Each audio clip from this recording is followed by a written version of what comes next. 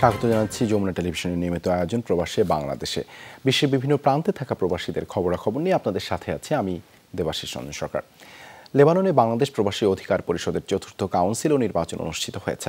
চলতি সপ্তাহে রোববার এই নির্বাচন অনুষ্ঠিত হয়। সভাপতি পদে ফিরোজ ডাকুয়া, সাধারণ সম্পাদক পদে সুমন হাওলাদার ও সাংগঠনিক সম্পাদক পদে ফোরকান আহমেদ জয়লাভ করেন। বিজয়ীরা আগামী 2 বছরের জন্য নির্বাচিত হয়েছেন। ফলাফল ঘোষণা করেন প্রধান নির্বাচন কমিশনার রেজাউল করিম। ভোটে সভাপতি, সাধারণ সম্পাদক ও সাংগঠনিক সম্পাদক পদে প্রার্থী ছিলেন 7 জন। সহকারী নির্বাচন কমিশনার ছিলেন রাকিব খান ও শামীম আহমেদ। লেবানন বিএনপির সকল স্তরের নেতৃবৃন্দ সহ বিভিন্ন সামাজিক সংগঠনের নেতারা এ সময় উপস্থিত ছিলেন। রাষ্ট্রপতি মোহাম্মদ শাহাবুদ্দিনের সঙ্গে সাক্ষাৎ করেছেন প্রবাসীদের সংগঠন NRB-CIP অ্যাসোসিয়েশনের নেতারা। সোমবার দুপুরে অ্যাসোসিয়েশনের সভাপতি মাহতাবুর রহমানের নেতৃত্বে একটি প্রতিনিধি দল বঙ্গভবনে রাষ্ট্রপতির সাথে সাক্ষাৎ করেন। এ সময় অসহায় প্রবাসীদের মরদেহ সম্পূর্ণ সরকারি খরচে বাংলাদেশে আনা, বন্ড ইস্যু ও ওমানের শ্রমবাজার উন্মুক্তকরণ সহ বিভিন্ন বিষয় নিয়ে আলোচনা করা হয়। প্রবাসীদের সমস্যাগুলো শুনে সমাধানের আশ্বাস দেন রাষ্ট্রপতি মোহাম্মদ শাহাবুদ্দিন। এ সময় NRB-CIP অ্যাসোসিয়েশনের কর্মকাণ্ডের প্রশংসা করেন তিনি। আলোচনায় সংগঠনের সহ সভাপতি মোহাম্মদ মনির হোসেন, সহ সভাপতি মোহাম্মদ শাহজাহান মিয়া, আন্তর্জাতিক সম্পাদক কাজী শাহ আলম ও কোষাধ্যক্ষ মোহাম্মদ আশরাফুর রহমান সহ অন্যান্যরা উপস্থিত ছিলেন। দীর্ঘদিন বন্ধ থাকার পর ইংল্যান্ডে আবারও চালু করা হয়েছে বাংলা খবরের কাগজ জনসেবা পত্রিকা। ইংল্যান্ডের প্রথম বাংলা খবরের কাগজটি পুনরায় প্রকাশিত হওয়ায় এক সুধী সমাবেশের আয়োজন করা হয় ওল্ড হ্যামের স্থানীয় একটি রেস্টুরেন্টে। অনুষ্ঠানটির সভাপতিত্ব করেন মোহাম্মদ জামাল উদ্দিন, পরিচালনা করেন জনসেবা পত্রিকা সম্পাদক সৈয়দ সাদেক আহমদ। স্বাগত বক্তব্য রাখেন প্রকাশক সাজ্জাদুর আজিজ মালিক। উপস্থিত ছিলেন GMBA এর chairman Abdul Naser Wahab, councillor Abdul Jabbar, Manchester বিমানের ম্যানেজার মাহমুদুর রহমান, মোজাহিদ খান DL সহ আরও অনেকে। যুক্তরাষ্ট্রের নিউ ইয়র্কে ইসরায়েল বিরোধী ছাত্র আন্দোলন ছত্রভঙ্গের নজিরবিহীন ধরপাকড় চালিয়েছে নিরাপত্তা বাহিনী। কলাম্বিয়া বিশ্ববিদ্যালয়ের হ্যামিল্টন হল থেকে হটিয়ে দেওয়া হয়েছে বিক্ষোভকারীদের। আটক করা হয়েছে শতাধিক শিক্ষার্থীকে। এতেও অবশ্য দমন করা যাচ্ছে না আন্দোলনকারীদের। ক্যাম্পাসের বাইরে অবস্থান নিয়ে চলছে স্লোগান, তীব্র প্রতিবাদ, বিক্ষোভ চলছে অন্যান্য বিশ্ববিদ্যালয়েও।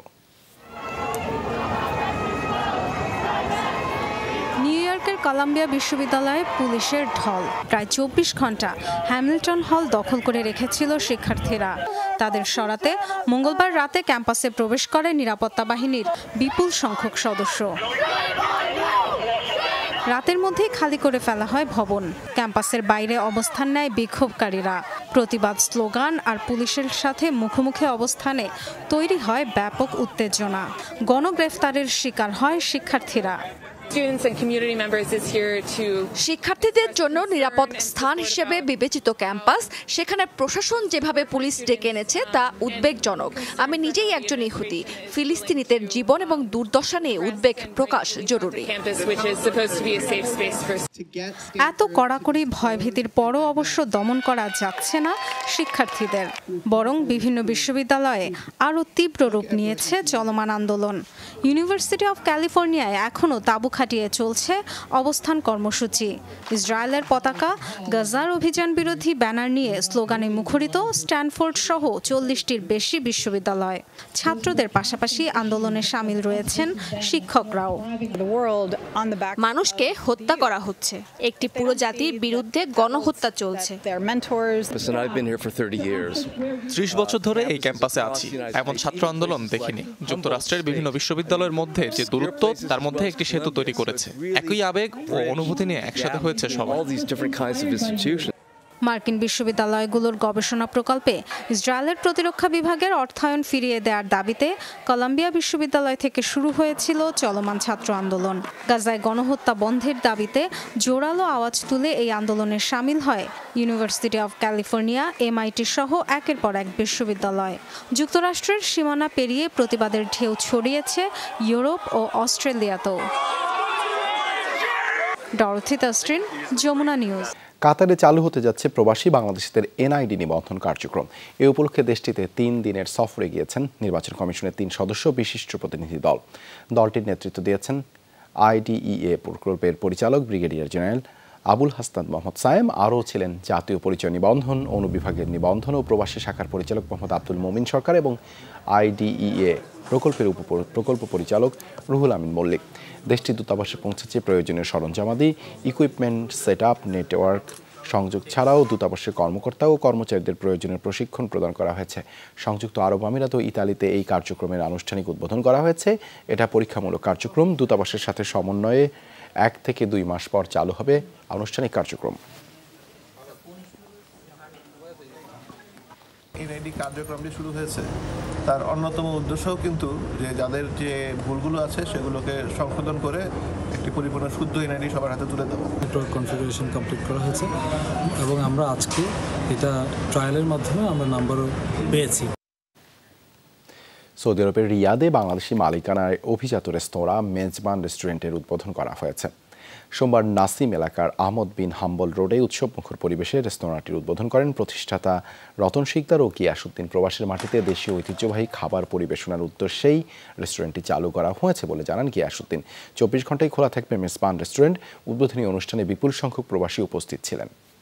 আপনারা ইনশাল্লাহ এখানে টাটকা সব খাবার পাবেন, নিয়মিত এখানে আসবেন। আমাদের 24 ঘন্টা খোলা আছে, আপনাদের সার্ভিস সহযোগিতার জন্য সব ধরনের সার্ভ করা হবে। সবাই অবশ্যই আসবেন, আয়সা দেখে যাবেন, খেয়ে যাবেন, ইনশাল্লাহ ভালো হবে। রেস্টুরেন্ট খুলছে, নতুন উদ্বোধন হয়েছে আজকে মেজবান রেস্টুরেন্ট আল নাসিম এরিয়াতে। 2 দশকে বাংলাদেশে গাছ বেষ্টিত এলাকা কমেছে প্রায় 6,07,620 একর। ওয়াশিংটন ভিত্তিক গবেষণা প্রতিষ্ঠান গ্লোবাল ফরেস্ট ওয়াচের এক গবেষণায় উঠে এসেছে এমন তথ্য। 2001 থেকে 2023 সাল পর্যন্ত এই সময়ে গাছে আবৃত এলাকার পরিমাণ আগের তুলনায় 13% কমেছে। এর মধ্যে সবচেয়ে বেশি কমেছে 2017 সালে প্রায় 70,000 একর। গবেষণার তথ্যে বলা হয়েছে 2010 সালে বাংলাদেশে প্রায় 49,96,000 একর প্রাকৃতিক বনভূমি ছিল, যা মোট ভূমির 16% প্রতি বছর সেই বনভূমি কমছে। শুধু 2023 সালেই বনভূমি কমেছে প্রায় 44,000 একর। এই বিশাল এলাকার গাছগাছালি ধ্বংস না হলে অন্তত 75 মেগাটন কার্বন ডাই অক্সাইড নিঃসরণ ঠেকানো যেত। গত 20 বছরে চট্টগ্রাম অঞ্চলে যে পরিমাণ বৃক্ষ আচ্ছাদিত এলাকা হারিয়েছে তার 76% বান্দরবান ও রাঙ্গামাটিতে। এই সময়ে বৃক্ষ আচ্ছাদিত এলাকা সবচেয়ে বেশি উজাড় হয়েছে বান্দরবানে। স্বাগত, দেখছেন প্রবাসে বাংলাদেশ। ভারতের রাজধানী দিল্লির 8টি স্কুলে ছড়িয়েছে বোমা আতঙ্ক। তড়িঘড়ি বন্ধ ঘোষণা করে সরিয়ে নেওয়া হয়েছে শিক্ষার্থীদের। বুধবার সকালে বোমা হামলার হুমকি দিয়ে ইমেইল দেওয়া হয় স্কুলগুলোকে। বলা হয় বিস্ফোরক দ্রব্য রয়েছে ক্যাম্পাসে। খবর পেয়ে অভিযানে নেমেছে পুলিশ, চলেছে তল্লাশি। উপস্থিত হয়েছে বিশেষজ্ঞ ইউনিট, বম ডিটেনশন টিম ও বোম ডিসপোজাল স্কোয়াড। পৌঁছেছে ফায়ার সার্ভিসে। তবে এখনও সন্দেহজনক কিছু মেলেনি। দিল্লি পুলিশ জানিয়েছে হুমকি দেওয়া ইমেইলের আইপি অ্যাড্রেস বের করে চলছে অনুসন্ধান। চেষ্টা চলছে কোথা থেকে কে পাঠিয়েছে তা বের করার। গত ফেব্রুয়ারিতে দিল্লি পুলিশ স্কুলেও দেওয়া হয়েছিল একই ধরনের হুমকি। পরে বিষয়টি ভুয়া বলে প্রমাণিত হয়। অবিশ্বাস্য হলেও সত্য, লাখ লাখ বুলেট, গ্রেনেড সহ প্রায় অর্ধশত মিসাইল হারিয়েছে কলম্বিয়ার সেনাবাহিনী। দেশটির প্রেসিডেন্ট গুস্তাভো পেত্রোর নিজ মুখেই স্বীকার করেন ভয়াবহ এই তথ্যের কথা। বিশাল এই দুর্নীতির জন্য দোষারোপ করেন সামরিক কর্মকর্তাদের। অভিযোগ, অবৈধ অস্ত্র ব্যবসায়ীদের কাছে বিক্রি করা হয়েছে এসব অস্ত্র। অস্ত্রাগার ঘিরে কড়া নিরাপত্তা, বিশাল প্রোটোকল মেনে তবেই করা যায় প্রবেশ। অথচ এই কড়াকড়ির মধ্যেই খোয়া গেছে বিপুল পরিমাণ গোলাবারুদ। সম্প্রতি কলম্বিয়ার সেনাবাহিনীর 2টি ঘাঁটি থেকে হারিয়েছে লাখ লাখ বুলেট, গ্রেনেড সহ অন্যান্য সামরিক সরঞ্জাম। মঙ্গলবার এক সংবাদ সম্মেলনে একথা স্বীকার করেন খোদ দেশটির প্রেসিডেন্ট গুস্তাভো পেত্রো। এত বড় ঘটনার পেছনে সামরিক বাহিনীর অভ্যন্তরীণ দুর্নীতিকে দায়ী করেন তিনি। চুরি হওয়া অস্ত্রশস্ত্রের মধ্যে গোলাবারুদ, বিস্ফোরক, গ্রেনেড আছে। এগুলো কলম্বিয়ার জাতীয় সম্পদ। দীর্ঘদিন ধরে সশস্ত্র বাহিনী আর বেসামরিক লোকজনেরা মিলে এ কাজ করেছে। মনে হচ্ছে এরা সবাই অবৈধ অস্ত্র ব্যবসার সাথে জড়িত। হয়ে যাওয়া এসব অস্ত্র সরঞ্জামের পরিমাণও বিশাল। 2 সামরিক ঘাঁটির অস্ত্রাগার থেকে চুরি হয়েছে 51 লাখেরও বেশি বুলেট, যার মধ্যে শুধুমাত্র লাগোয়াজিরা ঘাঁটি থেকেই হারিয়েছে 42 লাখ বুলেট। অন্য আরেক ঘাঁটি তলেমাইদায় হারিয়েছে 8 লাখের বেশি। 2 ঘাঁটিতে মোট গ্রেনেড হারিয়েছে প্রায় 20,000। 37টি নিমরোদ মিসাইল সহ চুরি গেছে ট্যাঙ্ক বিধ্বংসী 2টি স্পাইক মিসাইলও। এসব অস্ত্র সরঞ্জাম হারানোর পেছনে দায়ী করা হচ্ছে সামরিক কর্মকর্তাদের। অভিযোগ, বেসামরিক কর্মকর্তাদের সাথে মিলে এমন কাণ্ড ঘটিয়েছেন সেনা কর্মকর্তারা। চুরি হওয়া এসব অস্ত্র পাচার করা হয়েছে হাইতি কিংবা অস্ত্রের আন্তর্জাতিক কালোবাজারে। উঠে আসছে এমন অভিযোগও। কলম্বিয়ার বিভিন্ন সশস্ত্র গোষ্ঠীর কাছেও যেতে পারে সরঞ্জামগুলো, দাবি প্রশাসনের। খুব সম্ভবত এগুলো হাইতিতে পাচার করা হয়েছে, কেননা সব থেকে কাছে হাইতিই অবস্থান করছে। লা গুয়াজিরার সামরিক ঘাঁটি থেকে মাত্র 7 ঘন্টার দূরত্ব। অস্ত্রের কালোবাজারেও পাচার হওয়ার সম্ভাবনা আছে। তবে এই ঘটনার পর থেকে নড়েচড়ে বসেছে কলম্বিয়া প্রশাসন। দায়িত্ব থেকে অপসারণ করা হয়েছে বেশ কয়েকজন সামরিক কর্মকর্তাকে। তদন্ত চালাচ্ছে বিচার বিভাগ। প্রায় 6 দশক ধরে অভ্যন্তরীণ দ্বন্দ্বে জর্জরিত লাতিন আমেরিকার দেশটি। নানা ধরনের অপরাধ গোষ্ঠী আর আধাসামরিক উগ্র ডানপন্থী গ্রুপের সাথে চলছে সরকারের সংঘাত। এতে যোগ দিয়েছে গেরিলা বাহিনীও। সংঘাতে এ যাবৎ মারা গেছেন অন্তত 4.5 লাখ মানুষ। অনিক রহমান, যমুনা নিউজ। এই ছিল প্রবাসী বাংলাদেশে এতক্ষণ সাথে থাকার জন্য ধন্যবাদ সবাইকে।